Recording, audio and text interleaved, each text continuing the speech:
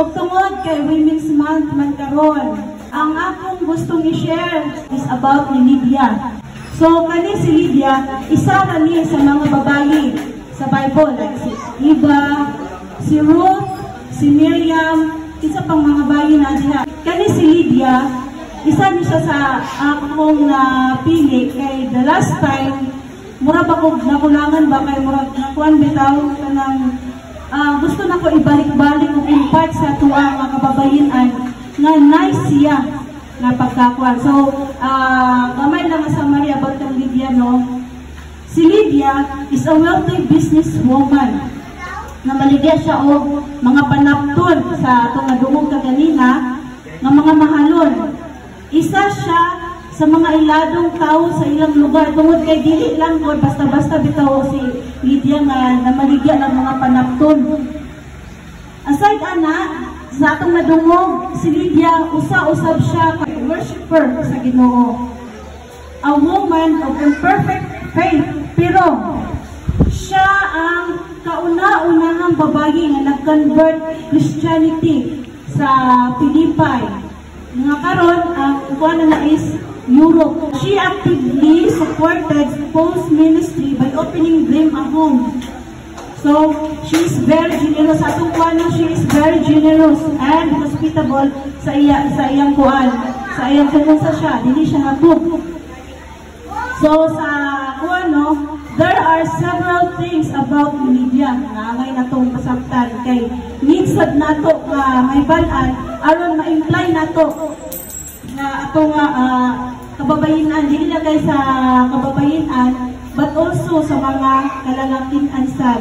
So, una, she was in a presence to receive the gospel.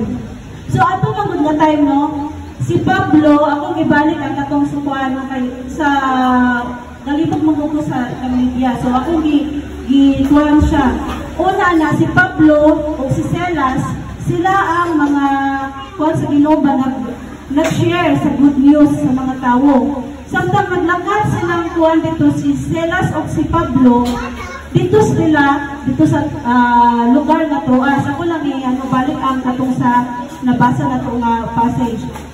Kung dito sa Troas, dito sila nagpakuan o kanang gabi ba, nagpalipas ng gabi. O diha na siya ipananawon. Na siya gikuan dito dito, may usang kalalaki din dito sa suba. Hindi mo nawan siya kanang tabang ba, aling gamo din sa Macedonia. Tabangi kami. On the other hand, meanwhile, kanipot si Lydia, o ang si Lydia dito, kaupan ng mga kababayan, pag-abot og mga hapon-hapon na nabato sila dito, nagtapok-tapok na sila dito mga kababayan, aron pag-ampo. Dinabi ni mo, no, dito ako pakinimikon sa Bible, sa children's Bible story about Lydia, si Lydia mo niyang prayer. Dear God, thank you all for all the blessings in life, but more importantly, help me to do your will and help me to find ways to eternal value. So, mo niya ang prayer ni Lydia. Dayon, mausap kong si Pablo, mo kong yan, nato na dahil siya sa Macedonia. Kay, iyang gibot siya sa tugnay na ngayon pakitabang dito, so mo na siya ang mga group of people na gusto bang maka-hear o gospel good news about Jesus.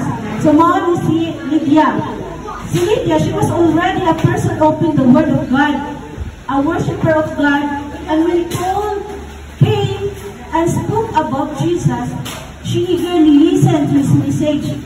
So, kanabang eager bitaw nga kanan. Palitan, na naman ta sa church.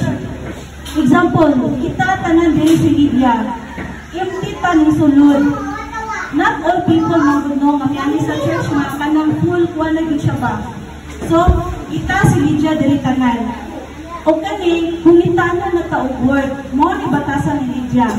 She is very eager na maka-receive, makadungog sa word of God. Na siya eagerness to know more about Jesus. Now, let me ask you, since na naman takaroon, just like Lydia, Are you ready to receive the gospel? Or are you eager? Kana bang nag-apaw-apaw tanan? Kana bang dili magtanan dili no? Nasa simbahan naglingkod, eager. Kanang may miton nga mo receive nga makadumong about sa word of Jesus. Then nakadamdam mo na ako isa no. Ningon siya na ko, ayaw pa sa ang wali ha. Ayaw pa sa ang wali. Dayon, yun ko nga lang. Ako lang i-share ninyo, kaya ako magod kahapon to ko chat ni pastor nila. Kaya ka nang kwan, dito ko naana akong nauna baka pilantan ng sasaysay kahapon. Moto ka gabi mutagin siya nahanay. Dayon, ako kabalwasa magsugod so anak mata ko balaulan. Mao nang dayon niya akong kudigod diri nga ako kasabot. Dayon, mao ni ka na akong so karon dapat kita mga number 1, dapat we are eager. Dili lang kay kada Domingo lang ta eager na maminaw sa Word of God. Ikaduha na atong makuha sa story about Lydia is si Lydia was a bright woman. Ano man bright man si Lydia itong kuwan? Kahit una, kabalo siya manage sa organization. She ran a successful business, supervised a workforce. Dili bialalim, magdalag tao no, ngayon, kuwan. So, right good siya, kaya ano good siya mo adjust.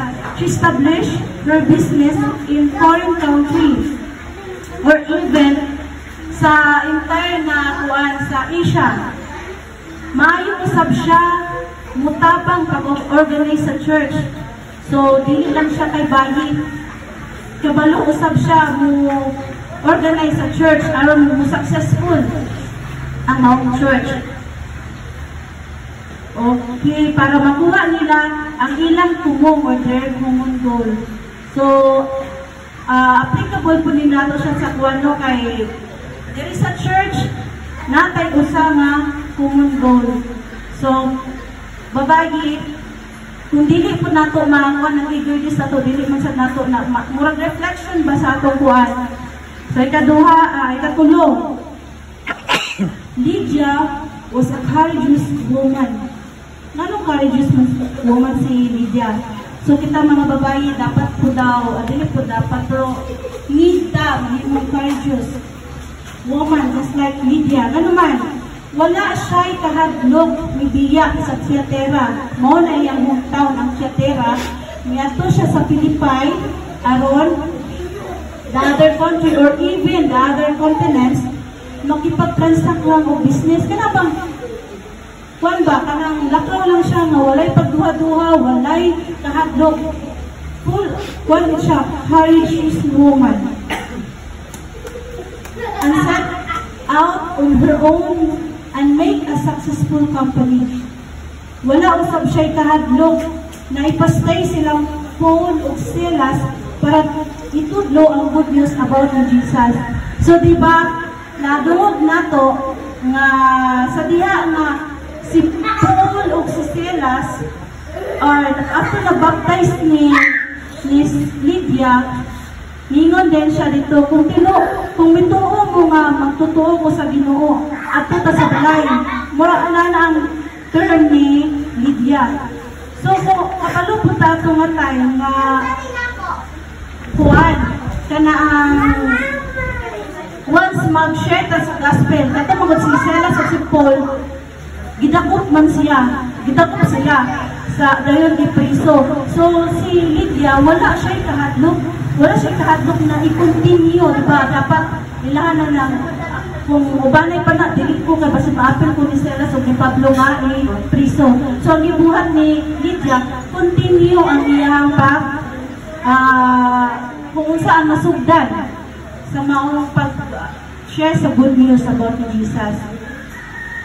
So, ikaupat nga angay na itong may balaan tungkol na ito atong passage, Lydia may have been a missionary herself.